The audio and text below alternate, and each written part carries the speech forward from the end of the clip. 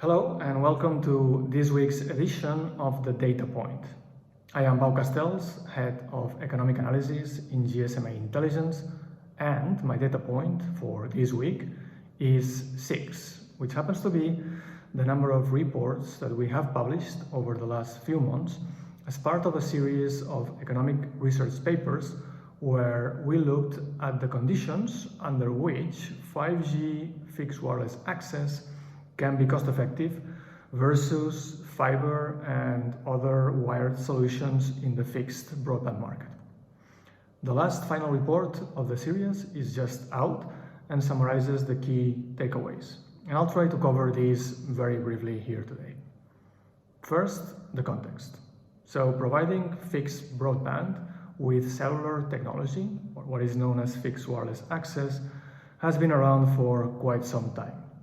Adoption, however, has been relatively limited, with the share of connections of fixed wireless access relatively low to mid-single digits. Now, 5G is changing that. One reason is the technology itself. So 5G offers data speeds and capacity which are over 10 times that of 4G, and that puts it at level with cable and fiber. This capacity will grow even further once you add 5G mmWave spectrum on top of existing spectrum. So this is the first reason why 5G is changing technology. The second one, and really the focus of this series, is the economics. The key question there is the cost effectiveness. So is it cost effective to deploy 5G fixed wireless access versus fiber and other solutions? And what we did to understand that was to build a total cost of ownership model for fixed wireless access, fiber, cable, and DSL, and we then compared the costs of these solutions under different scenarios for demand and supply. Sounds simple, right?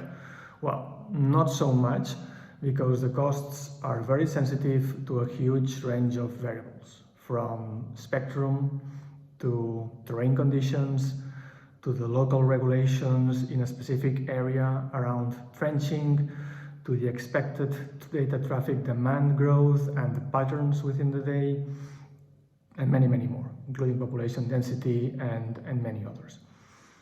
There are therefore many findings and results, and these are sensitive to all these range of factors. However, I'm trying to summarize the results for you.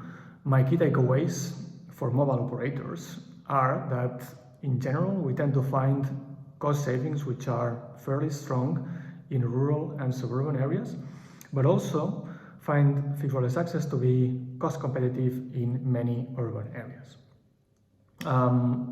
Where you need to build fiber ducts to deliver broadband in that given area, in general, a 5G mmWave fixed wireless access network can deliver cost savings of between 15 to 65% compared to fiber. But even when there are already existing fiber ducts in a given area, a combination of mid-band and mmWave spectrum can deliver 5G fixed wireless access with cost savings that are often very significant, of up to 30%. For internet service providers, we also analyzed and explored the different options of different solutions, and we generally found fixed wireless access to be cost-effective, delivering cost savings between 20 to 50%, where the cost of deploying fiber includes the need to build underground ducts to deploy fiber cables. Last but not least, the research also identifies that there are multiple new solutions in customer premise equipments, or CPEs, that are already available in the market and can boost 5G fixed wireless access cost savings even further.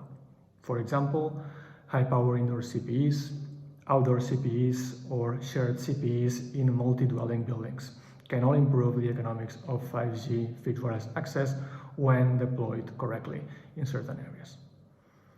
The 6 research reports discussing all these findings and a lot more, including all the modeling, are publicly available for download on the GSMA Intelligence site.